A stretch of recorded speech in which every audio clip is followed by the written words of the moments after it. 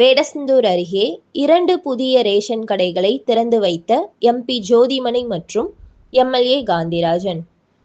திண்டுக்கல் மாவட்டம் வேடசந்தூர் சட்டமன்ற தொகுதியில் கரூர் நாடாளுமன்ற உறுப்பினர் தொகுதி மேம்பாட்டு நிதியிலிருந்து குடப்பம் மற்றும் சிக்கனம்பட்டி ஆகிய கிராமங்களில் 2 புதிய ரேஷன் கடைகள் திறப்பு விழா இன்று நடைபெற்றது. இந்த நிகழ்ச்சிகளில் கரூர் நாடாளுமன்ற உறுப்பினர் ஜோதிமணி, வேடசந்தூர் சட்டமன்ற உறுப்பினர் காந்திராஜன் கலந்து கொண்டு ரிப்பன் வெட்டி குத்துவிளக்கு ஏற்றி புதிய ரேஷன் கடைகளை திறந்து வைத்தனர். அதனைத் தொடர்ந்து பொதுமக்களுக்கு ரேஷன் பொருட்கள் விநியோகம் செய்யப்பட்டன.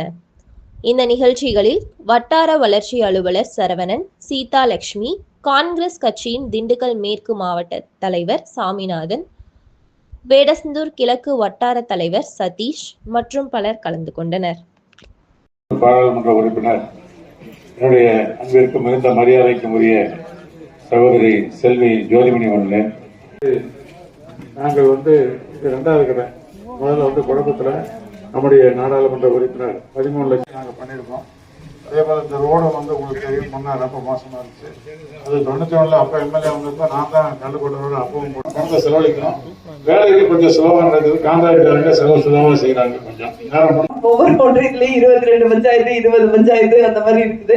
பட் பிரிச்சு பார்த்தா வெங்காயம் தோல் உரிக்கிற மாதிரி தான் இருக்கும் நாடாளுமன்ற உறுப்பினர் நிதி. பட் ஆனா நிறைய பணிகளை நம்ம சட்டம்